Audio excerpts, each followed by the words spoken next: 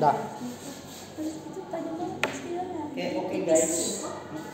Oke, proses bisnis ini ada perpustakaan. Yang terlibat itu tadi ada registrasi, di mana keterlibatan subjeknya ada anggota dan petugas dan ada biaya registrasi. Kemudian ada proses peminjaman, di mana yang terlibat subjeknya ada anggota, petugas dan buku. Pengembalian anggota, petugas, objeknya buku dan biaya. Oke, lanjut Hayati. Lanjut. Biarkan Jainuddin bercerita. Oke, kita lanjut. Nah, kegiatan tadi, proses tadi kita terjemahkan dalam bentuk data flow diagram. Data flow diagram, kukira kelas ini sudah menjelaskan.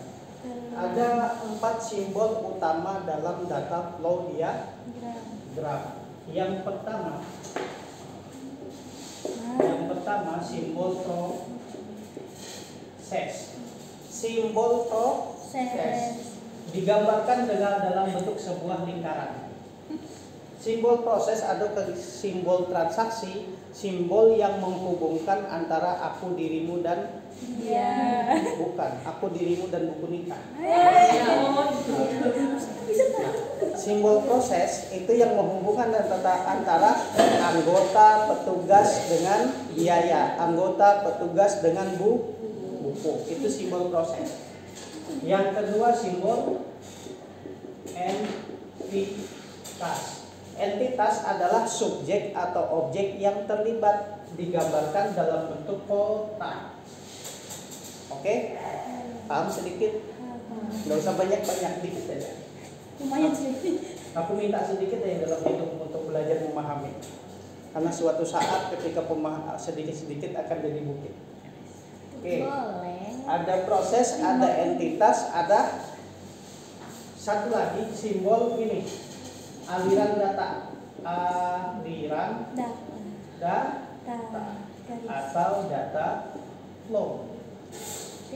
DF, data flow. Makanya nanti namanya DFD, data flow diagram. Aliran data simbolnya nih, sebuah garis. Ada panahnya. Artinya apa? Aliran data ketika kita jadi anggota registrasi di perpustakaan, yang pertama kita tulis itu di kertas dulu. Nama, nomor KTP, tempat tanggal lahir, pekerjaan, terus status ya. Nanti apa yang dicatat itu diinput ke dalam komputer oleh petugas. Nah, proses penginputan itu namanya perpindahan aliran data. Paham sedikit? Oke, enggak paham nanti nonton YouTube ya. Jangan lupa like dan subscribe. Sempat. Lanjut. Oke, biar abang lanjutkan. Siap abang. Oke bang. Oke, kalau di jurusan lain tak boleh kayak gini, jurusan aku aja. Oke, proses entitas satu lagi penyimpanan. Simbol penyimpanan atau bahasa Inggrisnya data store. Data store. Kalau ini namanya tadi apa? Data flow.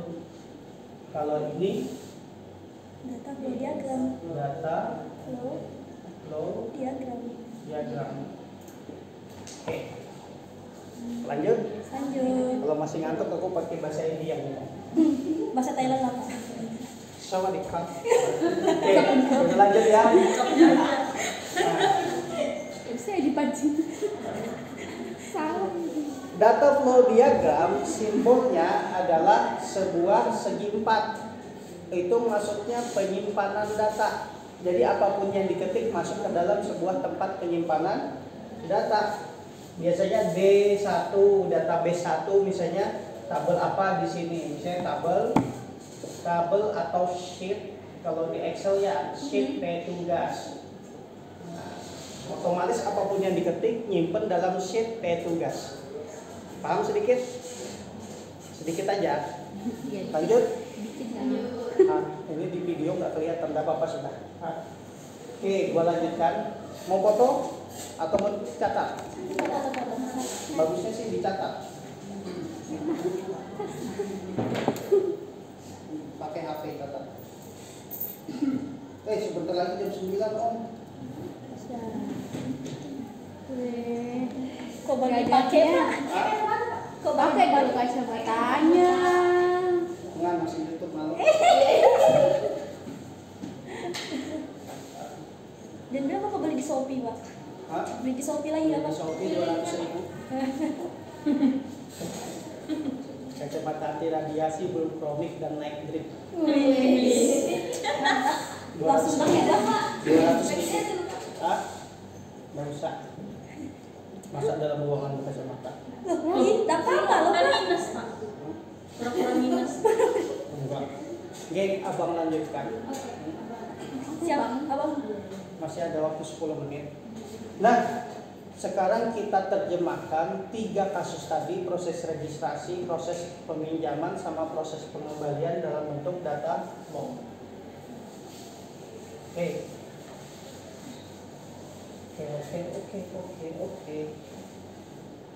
Aku nggak mau cerita, sebenarnya DFD itu ada 2 jenis. DFD secara fisikal. Ini namanya cerita Pak. Namun cerita ke sini biar kamu terfokus sedikit ya. DFD secara fisikal itu DFD yang lebih fokus pada fisiknya, maksudnya apa yang dibutuhkan, nomor anggota, kartu anggota, dan DFD secara logikal itu ceritanya anggota mendaftar, petugas menginput proses pendaftaran, ya, dokumen masuk ke dalam sistem, itu DFD-nya. Tapi aku cerita di sini yang versi sederhana karena ini sudah kesepakatan beberapa dosen pemrograman yang ada di akuntansi sama di AB. Kesepakatan membuat DFD tersendiri dan akan bukunya nanti launching. Kalau DFD standar internasional beda lagi. Ini standar supaya mahasiswa bisnis dan akuntansi bisa memahami dan mudah membuat program. Proses yang pertama adalah proses registrasi. Yang terlibat adalah di sini ada A, GT registrasi, kemudian ada PTG. Dia melakukan itu PTS bukan PTG. Oh iya. Selani. Lanjut. Di dalam proses registrasi ada yang terlibat tadi biaya. Ini satu paket namanya proses registrasi. Ya. Dan di sini ketika bikin aplikasi sheet-nya sudah ketahuan tabelnya apa aja yang diperlukan. Kita harus bikin tabel anggota, tabel tugas, tabel biaya. Nah, ketika tabel anggota otomatis masuk ke dalam sistem di sini. Tabel 1, misalnya 1, tabel A, GT otomatis masuk ke sini datanya. Paham? Ini ku abaikan ya tabel ini ya, biar lebih mudah dipahami ya. Biar ku abaikan. Kecuali nanti yang ambil aplikasi ada pembekalan lebih mendalami tentang ini. Kalau kita memahami digital business modelnya. Setelah proses registrasi, proses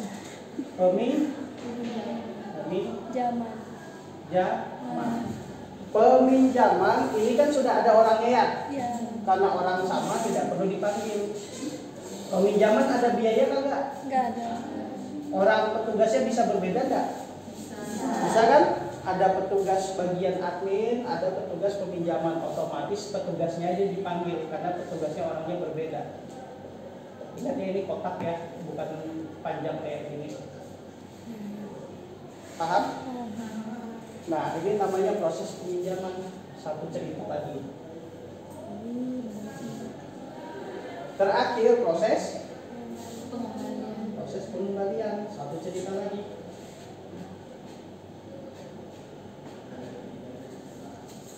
Nah, petugas pengembalian orangnya berbeda. Siapa tahu ya.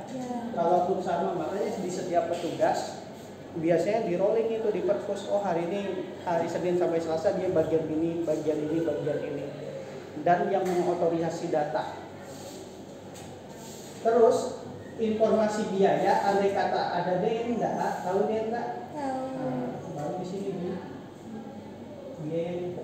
dan ini proses ke satu registrasi, kedua, ketiga, dan mereka saling vertikal atau saling berkaitan atau saling berurutan. Sampai di sini paham? Paham. Dan inilah digital model untuk proses bisnis perpustakaan yang berhubungan dengan anggota. Beda lagi yang berhubungan dengan absensi karyawan, beda lagi. Ya, kalau absensi yang pertama apa? Registrasi karyawan, proses absensi, sama proses perhitungan jam kerja. Iya. Nah, kayak gitu. Setelah perhitungan jam kerja, jam lemburnya, baru proses perhitungan gaji. Nah, baru proses penggajian. Oke, kedepannya ini yang kita perdalam. Konsep ini yang kita perdalam. Nanti andai kata logika bisnis untuk misalnya aku punya usaha sewa menyewa kendaraan, bagaimana membangun logikanya? Aku punya usaha kos-kosan, bagaimana membangun logikanya? Aku kerja di rumah sakit bersalin, bagaimana membangun logikanya? Yang berhubungan dengan pencatatan dan administrasi digital, berhubungan dengan pengelolaan dokumen. Terus ada kegiatan lagi, misalnya di mana kasusnya ya? Yang bisnis bilang. Dalam administrasi surat menyurat, bagaimana logikanya? Surat masuk sama surat keluar. Surat masuk, input nomor surat masuk dari mana, perihalnya apa, terus surat masuknya kita scan, kita lampirkan. Surat keluar, kita input berdasarkan nomor surat, berdasarkan bulan, karena bulannya berubah, berdasarkan tahun. Jadi sekali klik tombol data baru, otomatis ngambil nomor, bulan, tahun, kodenya apa. Bikin sistem otomatisasi seperti itu.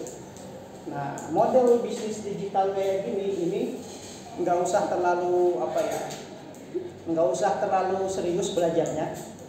Karena kalau santai masuk di kepala, kalau serius nggak masuk. Paham?